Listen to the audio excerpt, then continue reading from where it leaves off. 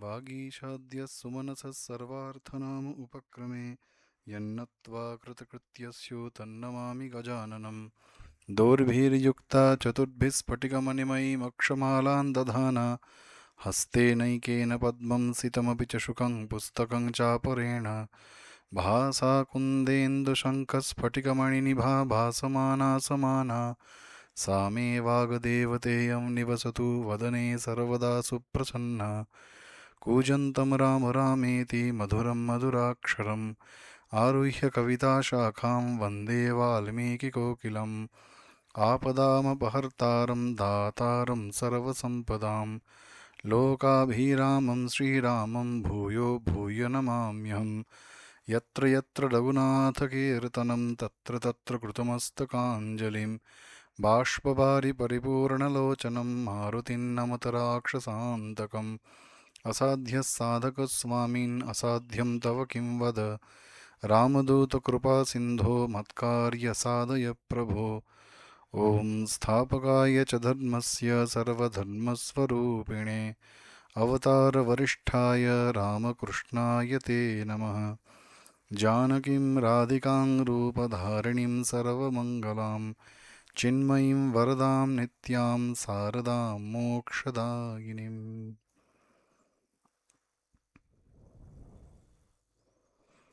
Sound little more hello নমস্কার শ্রীরামের অনুধ্যান বাল্মীকি রামায়ণ কথার আজ 103তম পাঠ ও আলোচনা।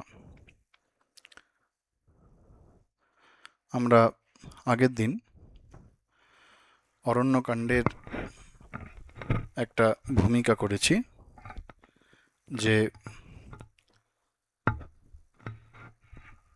মোটামুটি অরণ্যকাণ্ডে যে সমস্ত ঘটনাগুলির উল্লেখ হয়েছে বা রামায়ণের যে পর্যায়ের আলোচনা অরণ্যকাণ্ডে হয়েছে তার একটা সংক্ষিপ্ত আলোচনা, কেবলমাত্র ঘটনাগুলি আলোচনা করা হয়েছিল।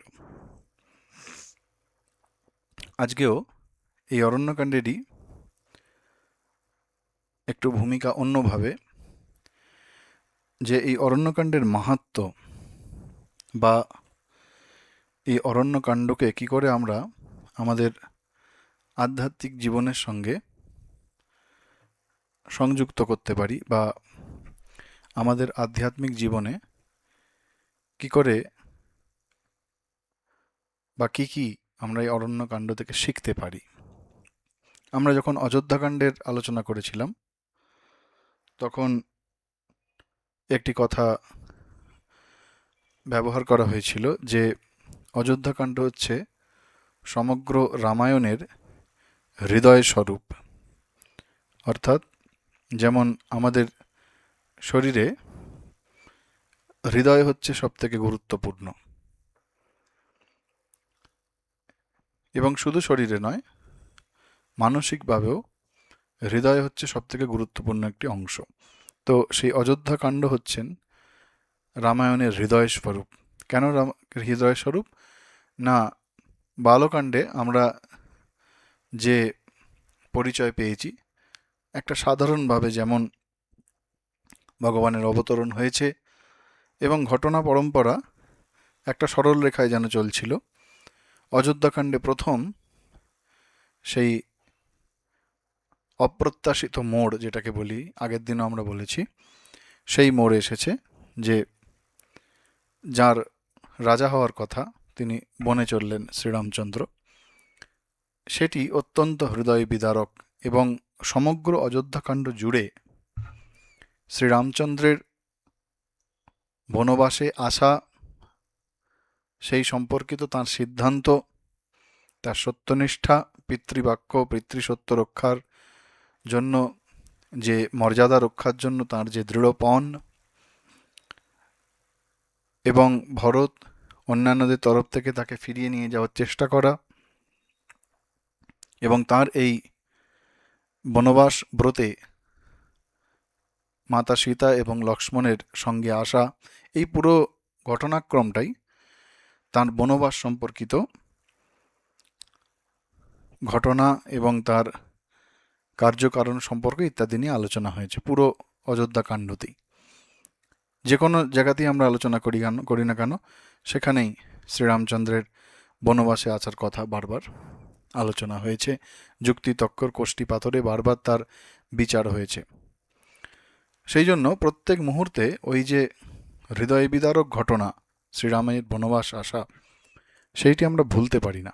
সেই জন্য অযোধ্যাকাণ্ড হচ্ছে রামায়ণের হৃদয় স্বরূপ।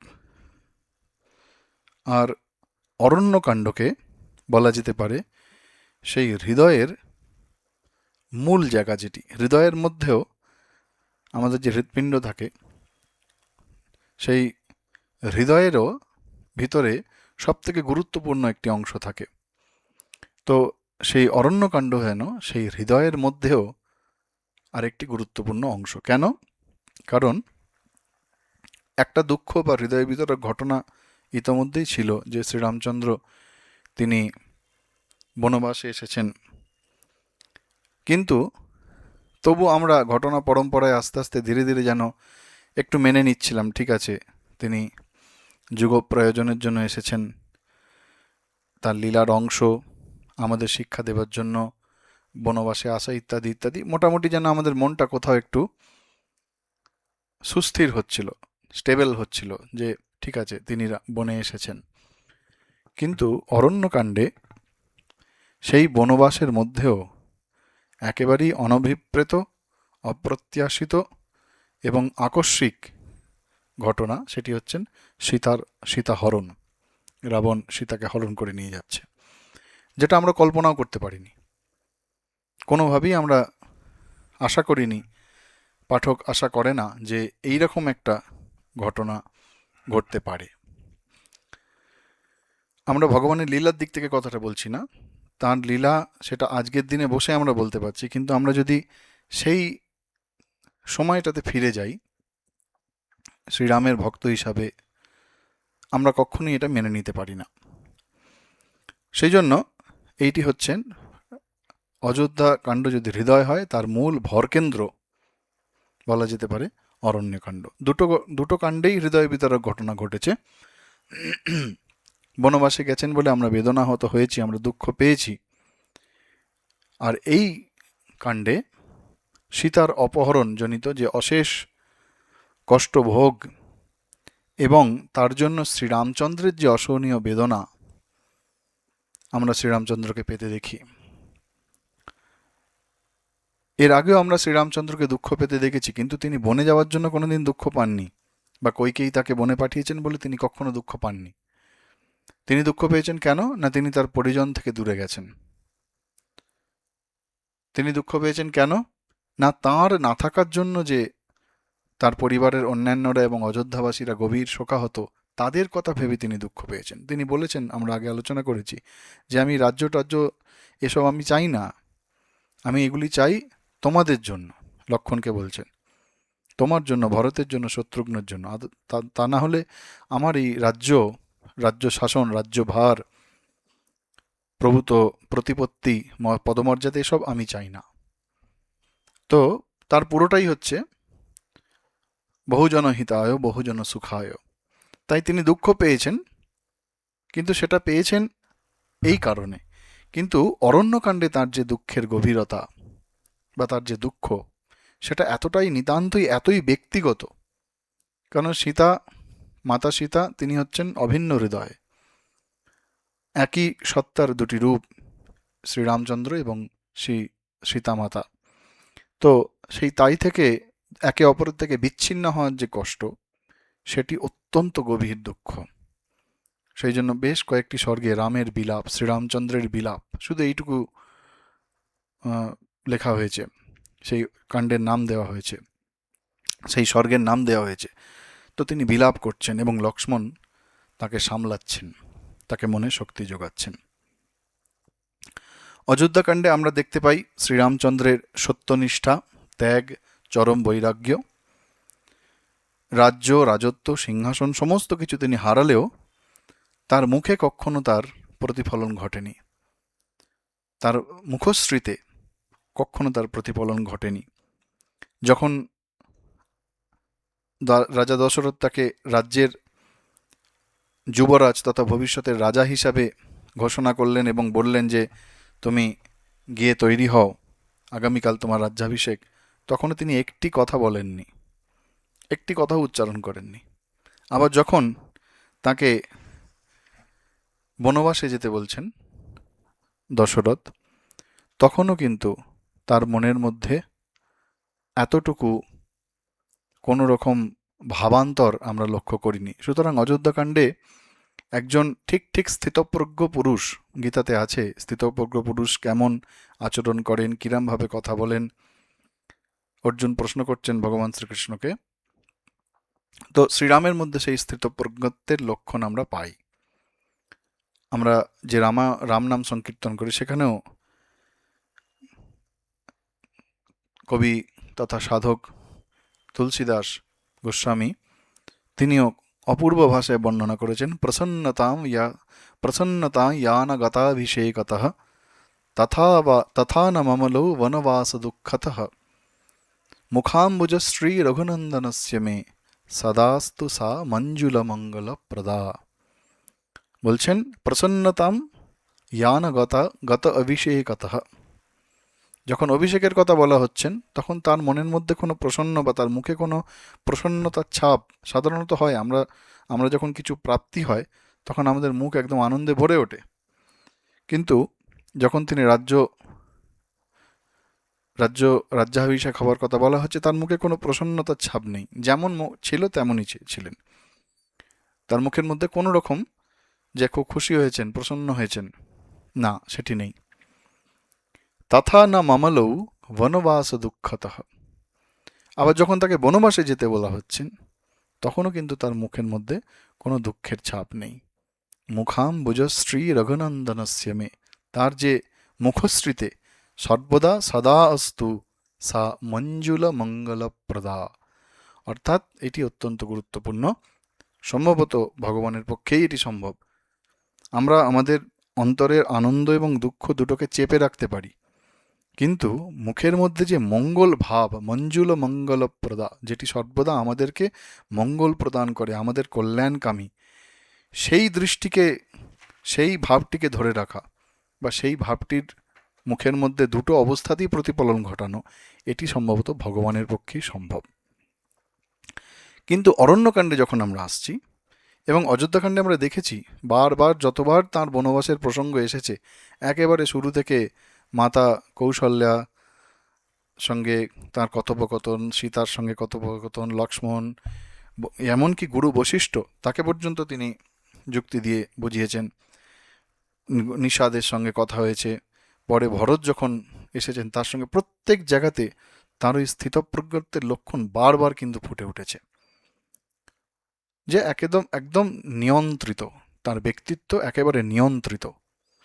কিন্তু অরণ্যকাণ্ডে আমরা যখন আসি, অরণ্যকাণ্ডে আমরা তার বিভিন্ন রূপ দেখি।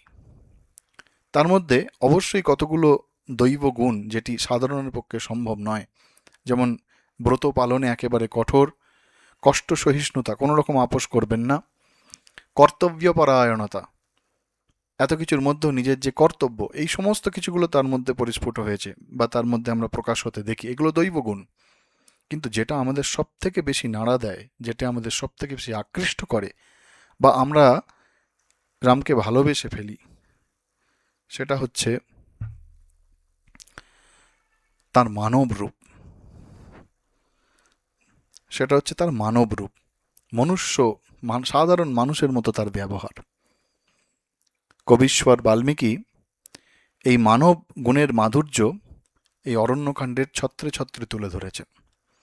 দৈব গুণের সঙ্গেও মানব গুণগুলি, এই মানব গুণগুলি নিয়ে যখন তিনি একদম সাধারণ মানুষের মতো যখন ব্যবহার করছেন, যখনই দেখে আমরা মনে করি আচ্ছা এত সাধারণ ব্যবহার, তিনি তো ভগবান, ঠিক তখনই তার মধ্যে এমন কিছু দৈব গুণের আবেশ আমরা দেখি, তখন আমাদের মনে সেই যুগ যুগান্তের প্রশ্নটি চলে আসে যে তিনি মানুষ না তিনি দেবতা।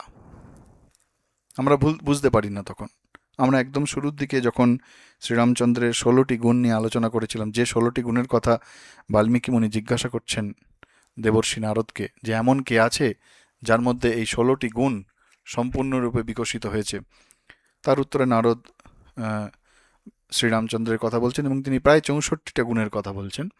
সেই সময় আমরা একটি প্রসঙ্গ এনেছিলাম, যে শ্রীরামকৃষ্ণ দেবের জীবনী থেকে একটি প্রসঙ্গ এনেছিলাম, যে মহেন্দ্রলাল সরকার তিনি বলছেন শ্রীরামকৃষ্ণ সম্পর্কে, নরেন্দ্রনাথ তখন আছেন, যে আজ যাই করো ভগবান বলে বা অবতার বলে এই মানুষটির মাথা খারাপ করো না। মহেন্দ্রলাল সরকার বলছেন, তিনি খুব তর্ক করতেন, যুক্তি তর্ক দিয়ে তবে বুঝতেন। পরে শ্রীরামকৃষ্ণদেবের কৃপা যখন হয়েছে তখন বুঝতে পেরেছিলেন।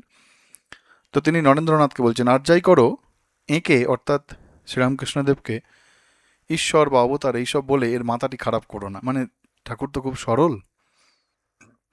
তার উত্তরে নরেন্দ্রনাথ বলছেন, খুব মানে এটা আমরা বুঝতে পারবো শ্রীরামচন্দ্রের জীবন দিয়ে। আমরা বলেছিলাম আগে, এঁকে অর্থাৎ শ্রীরামকৃষ্ণদেবকে আমরা ঈশ্বরের মতো মনে করি। কীরকম জানেন?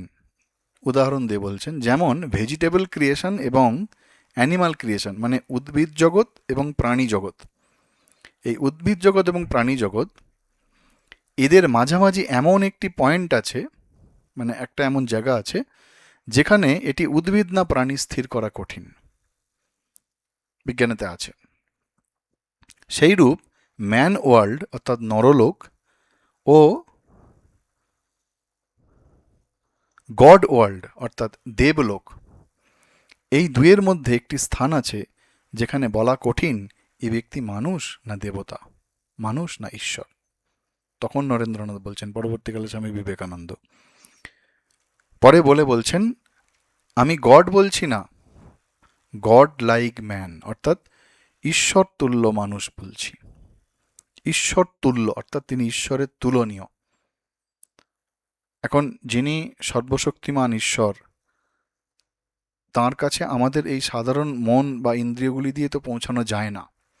সেই জন্যই স্বামীজির কথা যেমন স্বামীজির এই কথাটির মধ্যে, নরেন্দ্রনাথের এই কথাটির মধ্যে শুধুমাত্র আবেগ নেই, যুক্তিও রয়েছে।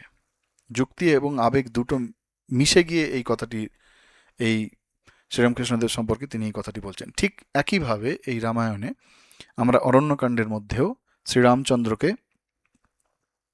এই রূপে দেখি। ভগবান যখন অবতার রূপে আসেন, তিনি লীলা করেন এবং বাল্মীকি মুনি তা আমাদের দেখিয়েছেন। যে মুহূর্তে আমরা মানুষ বলে তাকে ভুল করছি, ঠিক সেই মুহূর্তে তার ওই দিব্য গুণগুলি, যেগুলি সাধারণ মানুষের মধ্যে প্রকাশিত হওয়া সম্ভব নয়, তিনি তুলে ধরছেন।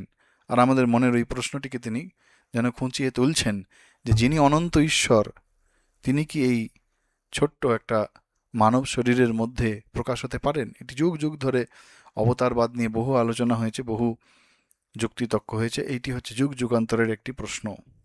বারবার প্রমাণ পাওয়ার পরেও সাধকের মনে এই প্রশ্ন জাগে। এটা একটা দিক অরণ্যকাণ্ডের।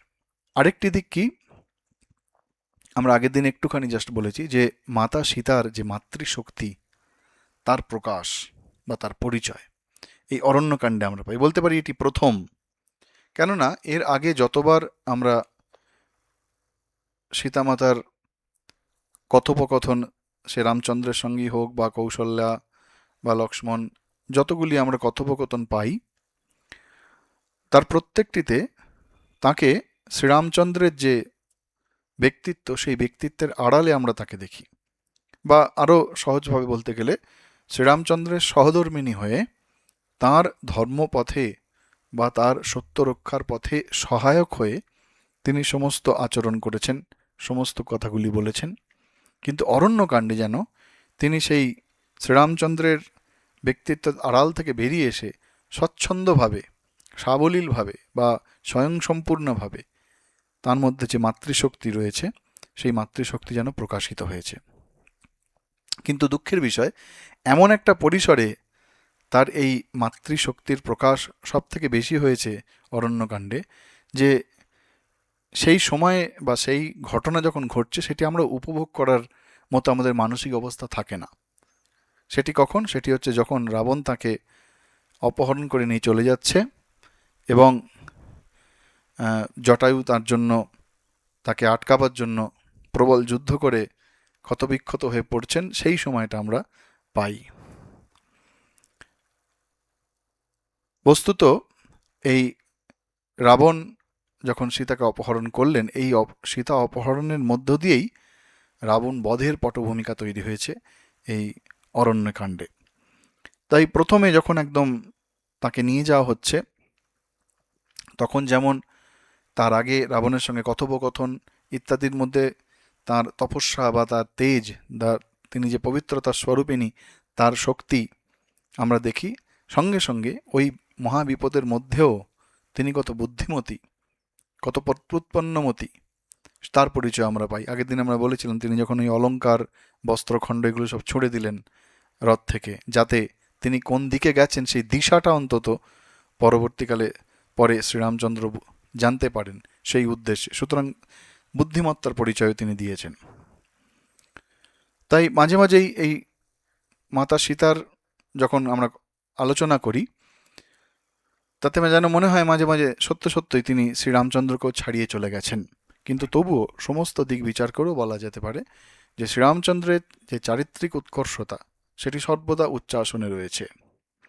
বরং আলাদাভাবে না দেখে মাতা সীতার এই দিব্য জীবন, তার তপস্যা, এই সমস্তগুলো যেন শ্রীরামচন্দ্রের মহিমাকে আরও উজ্জ্বল করেছে। শ্রীরামচন্দ্রের একপত্নীব্রত, লোকপূজ্য ভাব, সত্যের প্রতি শ্রদ্ধা, ভোগে বিরক্তি, এই সবগুলো অযোধ্যাকাণ্ড থেকেই আমরা দেখতে পাই, অরণ্যকাণ্ডেও এগুলো আমরা পাই। তেমনি মাতা সীতার মধ্যে ব্রতনিষ্ঠা, আত্মসংযম, চরম বিপদের মধ্যে বুদ্ধিমত্তা এবং সর্বোপরি তার মাতৃত্বের বিকাশ, মাতৃত্বের পরিসীমা, সেটা শুধুমাত্র মানুষের মধ্যে নয়, মানুষের থেকেও যারা মনুষ্যেতর প্রাণী, জটায়ু হচ্ছে যেটাকে আমরা বলা হয় পক্ষী জাতি বা ওই বাজ পাখি জাতের পক্ষী জটায়ু, তো সেটি একটি পক্ষী, তার প্রতিও তার যে মাতৃভাব, হ্যাঁ, সেই মাতৃভাবের পরিচয়, তার উপরেও যে মাতৃভাবে তার আশীর্বাদ বর্ষিত হচ্ছে, সেই পরিচয় আমরা এখানে পাই। এই সব মিলে, অর্থাৎ এদের দুজনেরই, শ্রীরামচন্দ্র এবং দেবী মাতা সীতা দুজনেরই যে দিব্য গুণ, এই দুটোর সংমিশ্রণে যেন শ্রীরামচন্দ্রের গৌরব গাথা আরো বর্ণময় হয়ে উঠেছে। মাতার অন্তর্নিহিত মাতৃত্ব এই প্রথম আমরা প্রকাশিত হতে দেখি, এবং সেই মাতৃত্ব প্রকাশের সময় তারপরেও জটায়ুর ঘটনার আগেও একটি ঘটনা আমরা দেখি। আগের দিন আমরা বলেছি, যখন শ্রীরামচন্দ্র ওই রাক্ষসদের বধ করার জন্য প্রতিজ্ঞা করছেন, তিনি যুক্তি দিয়ে শ্রীরামচন্দ্রকে মনে করিয়ে দিচ্ছেন যে যেন শুধুমাত্র বিনা শত্রুতা না করা হয়, কারোর প্রতি শত্রুতা না করা হয়, কারণ সেটি কখনোই ক্ষত্রিয় যিনি তার পক্ষে মানায় না। সুতরাং সেখানেও তার মাতৃভাবের প্রকাশ হচ্ছে, এবং সেই মাতৃভাবের প্রকাশের পথে যদি কোনো কিছু বাধা হয়, সেটিকেও তিনি যুক্তি দিয়ে বোঝাবার চেষ্টা করছেন। সুতরাং সামগ্রিকভাবে যদি আমরা বলি যে মর্যাদা পুরুষোত্তম শ্রীরামচন্দ্রের মর্যাদা রক্ষা করতে গিয়ে তিনি মর্যাদা পরায়ণী সীতা, তিনি নিজেও শ্রীরামচন্দ্রের মর্যাদা রক্ষা করছেন। তার মানে তিনি একদিকে যেমন শ্রীরামচন্দ্র মর্যাদা পুরুষোত্তম, তিনি হচ্ছেন মর্যাদা পরায়ণী সীতা। তাই আক্ষরিক অর্থেই রামায়ণ যেন সীতায়ন হয়ে উঠেছে। দুটোর মধ্যে তফাৎ করা মুশকিল। তার দিব্য জীবন, তার চারিত্রিক উৎকর্ষতা সব মিলে আক্ষরিক অর্থেই এই রামায়ণ যেন সীতায়ন হয়েছে, যেন তাঁর জীবন কাহিনীও হয়ে উঠেছে। এখন কাব্য যখন রচনা করা হয়, সেই কাব্যের বৈশিষ্ট্য হচ্ছে তার অনেকগুলো রস থাকে। বীর রস, অদ্ভুত রস, শৃঙ্গার রস, হৃদয় হাস্যরস, করুণ রস, এইসবগুলি থাকে। তো এই অরণ্যকাণ্ডের মধ্যে রামের বনবাস থেকে শুরু করে সীতাহরণ, বালিবধ থেকে পরবর্তীকালে রাম সুগ্রীবের বন্ধুত্ব হওয়া, সীতার হনুমানের খোঁজে লঙ্কা যাওয়া, সীতাকে রাবণের হাত থেকে উদ্ধার করতে গিয়ে ঘোরতর যুদ্ধ করে জটায়ুর প্রাণত্যাগ, এবং পরে যুদ্ধকাণ্ড, উত্তরাকাণ্ড, সমগ্র রামায়ণে এই করুণা রস প্রবাহিত হয়েছে, যা আমাদের হৃদয়কে সর্বদা প্রভাবিত করে। এর মধ্যে উত্তরকাণ্ডে আমরা সব থেকে বেশি পাবো তার ঘটনাবলী তার মধ্যে সবথেকে বেশি কষ্ট পাই আমরা একদম শেষের দিকে। কিন্তু অরণ্যকাণ্ডে বলা যেতে পারে কোনো অংশেই কিন্তু এই করুণারস কম নেই। এটা কিন্তু সাহিত্যের অঙ্গ হিসেবে বলা হচ্ছে। সাহিত্যের যে গুণাগুণ আছে সেই হিসাবে বলা হচ্ছে। কেন অরণ্যকাণ্ডে করুণ রস সব থেকে বেশি প্রবাহিত হয়েছে উত্তরকাণ্ডেরই মতো কেন বলা হচ্ছে? না, পরবর্তীকালে যে সমস্ত পরিস্থিতি ঘটছে অরণ্যকাণ্ডের পরে সুন্দরকাণ্ড, যুদ্ধকাণ্ড এবং উত্তরকাণ্ড, কিষ্কিন্ধাকাণ্ড, সুন্দরকাণ্ড, যুদ্ধকাণ্ড এবং উত্তরকাণ্ড, এই সমস্ত কাণ্ডগুলিতে যে করুণারস প্রবাহিত হয়েছে তার মূল ঘটনাটা কিন্তু ঘটছে অরণ্যকাণ্ডে, যে সীতাহরণ তার সঙ্গে সম্পর্কিত। বনবাস শেষ হয়ে এসেছে, আর 1 বছর বনবাস শেষ হলেই শ্রীরামচন্দ্র অযোধ্যায় ফিরবেন, এইটি স্থির হয়ে আছে। ভরত বলে রেখেছেন, একদিন যদি দেরি হয় আমি অগ্নিতে প্রবেশ করব, একদম থ্রেট দিয়ে রেখে দিয়েছেন, ধমকি দিয়ে রেখে দিয়েছেন। তো সেই অবস্থায় সীতাহরণ হওয়া, সুতরাং তার সঙ্গে সম্পর্কিত প্রত্যেকটি তারপরে কাণ্ডতে পুরো রামায়ণের মোড়টাই ঘুরে গেল। দণ্ডকারণ্য থেকেই অযোধ্যায় ফেরার কথা, কিন্তু সীতাহরণের জন্য দণ্ডকারণ্য পেরিয়ে দক্ষিণ ভারতবর্ষের তৎকালীন দক্ষিণ প্রান্তে একদম শেষ প্রান্তে গিয়ে লঙ্কায় গিয়ে সীতাকে উদ্ধার করে নিয়ে আসা, পুরো ঘটনাক্রম, মানে এই অরণ্যকাণ্ডে যে করুণা রস প্রবাহিত হয়েছে তার ফলস্বরূপ বাকি রামায়ণের করুণা রস আরও বেশি করে প্রবাহিত হয়েছে। তার রেশ, এই অরণ্যকাণ্ডের ঘটনার রেশ পরবর্তী কাণ্ডগুলিতে রয়েছে। তাই এর তীব্রতা একদম প্রথম আমরা বুঝছি, সম্মুখীন হচ্ছে, তো সেই জন্য আমাদের কষ্টটা বেশি হয় যখনই সীতা অপহরণ হচ্ছে। আর এই করুণা রসের প্রভাবে সহানুভূতির বা সহানুভবতার ভিন্ন ভিন্ন চিত্র আমরা রামায়ণে পাই। এই করুণা রসের জন্য সহানুভূতি, যেটা আমরা বলি সিম্প্যাথি, এই সহানুভূতি এটি আমাদের মানব জীবনের একটা অন্যতম গুরুত্বপূর্ণ অংশ, এবং সর্বদা এই সহানুভূতি কিন্তু ন্যায় বিচারের উপর প্রতিষ্ঠিত হওয়া উচিত, কখনো অন্যায়ের উপর প্রতিষ্ঠিত হতে পারে না। গীতাতে ভগবান শ্রীকৃষ্ণ বলছেন, আত্মৌপমান্যেন সর্বত্র সমম পশ্যতি ইয়ো অর্জুন সুখম বা যদি বা দুঃখম স যোগী পরমো মতঃ। অর্থাৎ অর্জুনকে তিনি বলছেন আত্ম উপমান্যেন, অর্থাৎ সর্বত্রম সমম পশ্যতি, যিনি সবার মধ্যে, সকল ব্যক্তির মধ্যে নিজের অভিন্ন সত্তাকে দর্শন করে। আত্ম উপমান্যেন, নিজের মতোই তিনি নিজেকেই সকলের মধ্যে দর্শন করেন। সুখম বা যদি বা দুঃখম, এবং সকলের সুখ এবং দুঃখ যিনি অনুভব করেন, সমানভাবে দেখেন, সেই যোগী হচ্ছেন শ্রেষ্ঠ। স যোগী পরমো মতঃ, এবং এটিই আমার অভিমত। অর্থাৎ এই যে সহানুভূতি, অপরের সুখ বা দুঃখ নিজের করে দেখা, এটিই তো সহানুভূতির পীঠস্থান। এর ওপরই তো, এটিই তো সহানুভূতি আমরা বলি, অপরের সুখ বা দুঃখকে নিজের করে নেওয়া। এর জন্য কি প্রয়োজন? এর জন্য প্রয়োজন আমাদের হৃদয়টা কি বড় করতে হয়, ক্ষুদ্র স্বার্থ সিদ্ধির পারে গিয়ে হৃদিবান হতে হবে। স্বামীজি বলছেন হৃদিবান নিঃস্বার্থ প্রেমিক, হৃদিবান হতে হবে। আর কি বলছেন? যত উচ্চ তোমার হৃদয় তত দুঃখ জানিও নিশ্চয়। যত হৃদয় বড় করবেন তত দুঃখ বেশি পাবেন। উল্টো, যত হৃদয়বত্তা আমাদের হবে তত আমরা দুঃখ কষ্ট বেশি পাবো, এটি একবারে নিশ্চিত। তো তবু আমাদের সহানুভূতি সম্পন্ন হতে হয়। শ্রীরামচন্দ্রের যে মানব রূপের আচরণ, সেই মানব রূপের আচরণের মধ্যে আমরা দেখি তাঁর প্রতি সহানুভূতি সম্পন্ন হচ্ছেন প্রত্যেকে, এবং সাধ্যানুসারে তাকে সাহায্য করছেন। অরণ্যকাণ্ড, যেখানে আমরা সীতাহরণের পর থেকে, যখন সীতাকে নিয়ে চলে গেছেন, যখন রামচন্দ্র এবং লক্ষ্মণ তারা ফিরে আসছেন তাদের আশ্রমে পঞ্চবটিতে, সেখানকার পশু পক্ষী, সমস্ত গাছপালা, জঙ্গল যে সমস্ত রয়েছে, অরণ্য, বিশাল বিশাল বৃক্ষ, সকলে যেন রাবণের ভয়ে ত্রস্ত হয়ে রয়েছে, সন্ত্রস্ত। কেউ কিচ্ছু বলছেন না, সবাই যেন নিস্তব্ধ হয়ে গেছেন, রাবণের ভয় এত বেশি। কিন্তু তারই মধ্যে একজন প্রথম সীতার সন্ধান সূচক সংবাদ দেবেন, সেটা আমরা পরে পড়ব যখন আলোচনা করব। সুতরাং এই হচ্ছে সহানুভূতি, যে সকলে যেখানে ভয়ে সন্ত্রস্ত স্তব্ধ হয়ে গেছে, নিস্তব্ধ হয়ে গেছে, তার মধ্যে একজন কিন্তু সীতাকে কে নিয়ে গেছেন বা কোন দিকে গেছেন সেই সূচক প্রথম সংবাদ দেবেন। তারপরে লক্ষ্মণ এবং রাম এসে জটায়ুকে দেখবেন। সুতরাং এই হচ্ছে সহানুভূতি।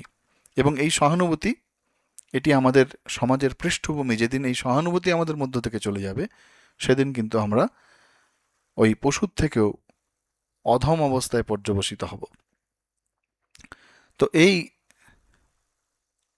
উল্টো দিকে যদি এর একদম মানে বিপরীত অবস্থার আমরা আলোচনা করি, আমরা বলছি না যে সেই সহানুভূতির যে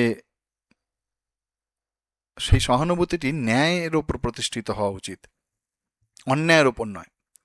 ঠিক এর উল্টো ঘটনা যদি আমরা আলোচনা করি, কেন বলছি ন্যায়ের ওপর প্রতিষ্ঠিত হওয়া উচিত, যে না হলে মহাবিনাশ উপস্থিত হয়। কিরমভাবে? যখন শূর্পণখার নাক কেটে দিল লক্ষ্মণ, কেটে দিলেন, এবং শূর্পণখা যখন ফিরে গেল এতে লঙ্কাতে, এবং রাবণকে গিয়ে এই রাম লক্ষ্মণের নামে যত রকমভাবে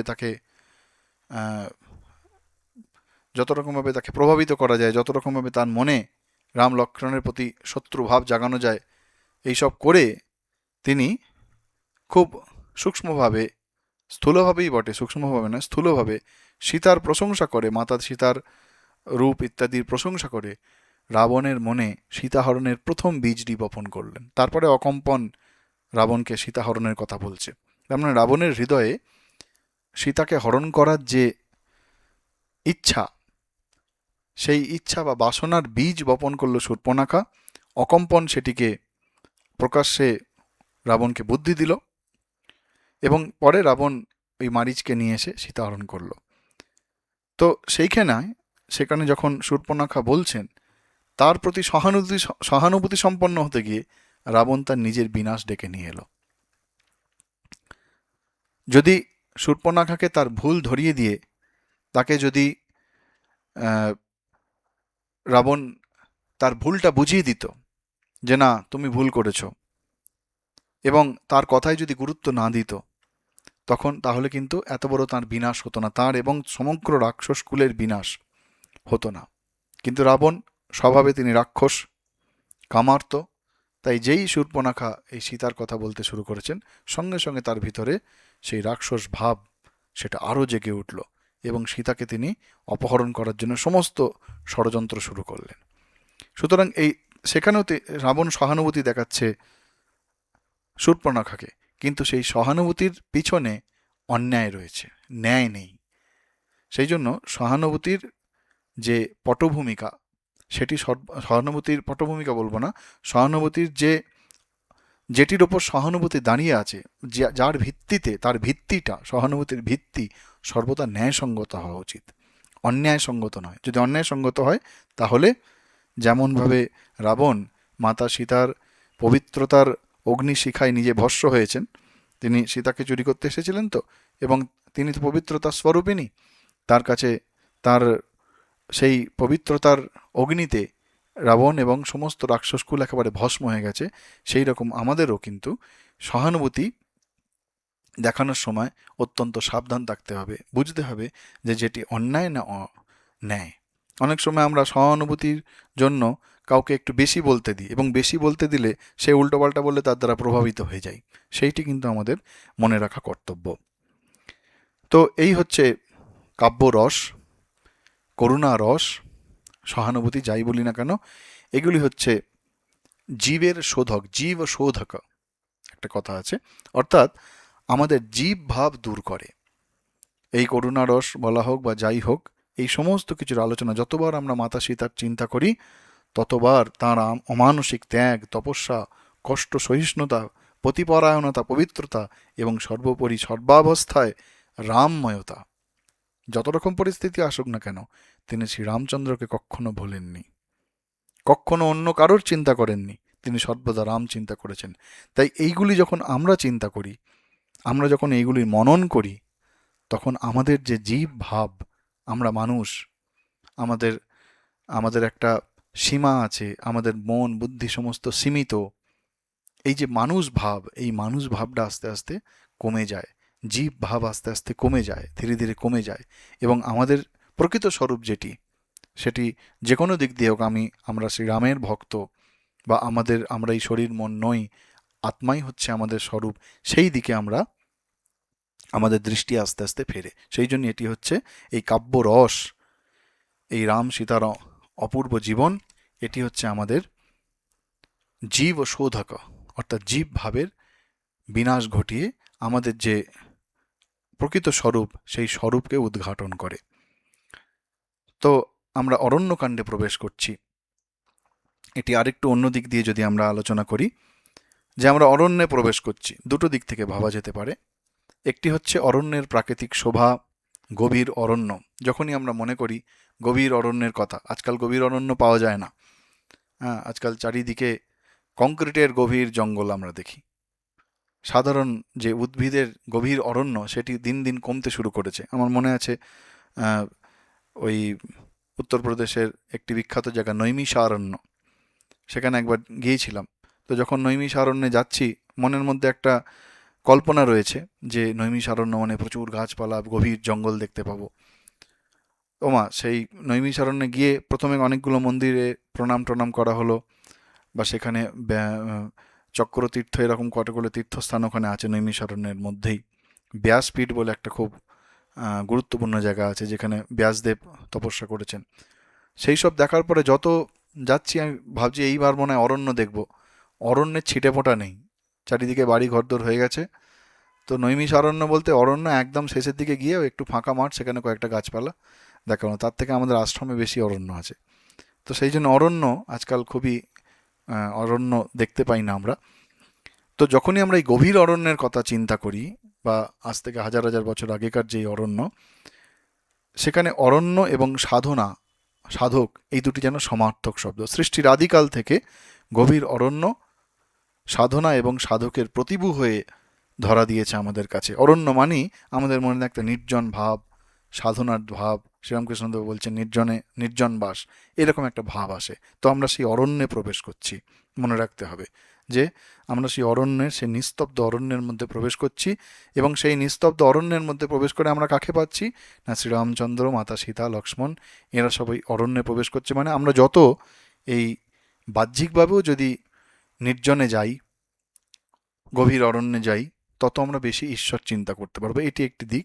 আরেকটি দিক হচ্ছে এই অরণ্যের গভীরতায় প্রবেশ করা মানে যেন আমাদের মনের গভীরতায় প্রবেশ করা, যেন আমাদের মনের অন্তঃস্থলে প্রবেশ করা। যত আমরা গভীরে প্রবেশ করব, তত আমরা নিজেদেরকে, নিজের স্বরূপকে জানার আরও কাছে পৌঁছাতে পারবো। ভাষা হলে চলবে না। গানে আছে যে ডুব দে রে মন কালী বলে, হৃদি রত্নাকরের অগাধ জলে। রত্নাকর নয় শূন্য কখন, বলছে ডুব দে রে মন কালী বলে। কালী বলে ডুব দিতে হবে, ভাষা হলে হবে না। কোথায় ডুব দেবে? হৃদি রত্নাকরের অগাধ জলে। হৃদি মানে হৃদয়, সেখানে রত্নাকরের অগাধ জল, সেখানে প্রচুর গভীরতা আছে, কিন্তু সেখানে প্রচুর রত্ন আছে। রত্নাকর, রত্নাকর নয় শূন্য কখন, দু চার ডুবে ধন না পেলে। যদি দু চারবার ডুব দিয়ে এই ভাষা থেকে না কিছু তো পেলাম না, বলছে না, সেটি শূন্য নয়। রত্নাকর নয় শূন্য কখন, দু চার ডুবে ধন না পেলে। তুমি দম সামর্থ্যে এক ডুবে যাও কুলকুণ্ডলিনীর কুলে। যতটা দম আছে তোমার যতটা সাধ্য আছে, সেই দম নিয়ে তুমি একবারে ডুবে যাও, তাহলেই বুঝতে পারবে তুমি ফিরে পাবে। আর ভগবান শ্রীরামকৃষ্ণের কথায় তিনি বলছেন, ধ্যান করবে মনে কোণে ও বনে, আর সর্বদা সদসৎ বিচার করবে, ঈশ্বরী সৎ কিনা নিত্য বস্তু, আর সব অসৎ কিনা অনিত্য। এই বিচার করতে করতে অনিত্য বস্তু মন থেকে ত্যাগ করবে। তো সেই মনে, কোণে এবং বনে, যদিও বনে মানে তিনি নির্জন স্থান বলছেন, কিন্তু সেই অরণ্যে। ও নির্জন মানে আমরা কি মনে করি? অরণ্যের মতো একটা গভীর একটা জায়গা, যেখানে কোনো রকম ডিস্টারবেন্স নেই, কোনো রকম আমাদের মনকে বিচলিত করার মতো কিছু নেই। তো সেই জন্য অরণ্যে প্রবেশ মানে একদিকে যেমন সত্যি অরণ্যের মধ্যে প্রবেশ করে সেই নির্জনতার চেষ্টা করা এবং তার মধ্যে নিজের স্বস্বরূপকে খুঁজে বার করার চেষ্টা করা, আর দ্বিতীয় হচ্ছে আমাদের মনের গভীরে প্রবেশ করা, এবং যত আমরা গভীরে প্রবেশ করব তত সেখানে দেখব আমাদের স্বরূপ বা আমাদের যিনি ইষ্ট দেবতা, যার আমরা ধ্যান জপ প্রার্থনা করি, তার স্বরূপ দিন দিন আমাদের কাছে উদ্ভাসিত হচ্ছে। কারণ এই অরণ্যকাণ্ডের মধ্যেই আমরা শ্রীরামচন্দ্র, মাতা সীতা, লক্ষ্মণ, তাদের এমন কিছু কিছু ঘটনা এবং সেই ঘটনার মধ্য দিয়ে এত সুন্দর সুন্দর তাদের গুণগুলির প্রকাশ আমরা দেখি, তাদের মাহাত্ম্যগুলো দেখি, তত আমরা আশ্চর্য হব, অবাক হব। সেই জন্যে এই অরণ্যকাণ্ডে প্রবেশ যেন আমরা আমাদের আধ্যাত্মিক জীবনের একদম গভীরতম প্রদেশে প্রবেশ করছি এইরকম একটা ভাব রাখতে পারি। যদি সেই রকম ভাব রাখা যায় এবং সেই ভাবটিকে নিয়ে আমরা যদি যত গভীরে আমরা প্রবেশ করব, তত দেখব যে আগের কাণ্ড তখন যেটা আলোচনা করা হয়েছিল মনে হচ্ছিল সত্যি সেটা একটা অপূর্ব, কিন্তু এর অপূর্বতাটাও একটু অন্যরকম, কিন্তু এটা একেবারে আমাদের আধ্যাত্মিক উন্নতির জন্য বা আবার আধ্যাত্মিক জীবনে এগিয়ে যাওয়ার জন্য খুব সহায়ক। তো এর পরের দিন আমরা অরণ্যে প্রবেশ করব, এইটি বা অরণ্যকাণ্ডে অরণ্যে যেটাই হোক না কেন প্রবেশ করব মনের এই ভাবটি নিয়ে। আজকে এই অবধি। ওম শান্তি শান্তি শান্তি। হরি ওম তৎসৎ। শ্রীরামকৃষ্ণার্পণমস্তু।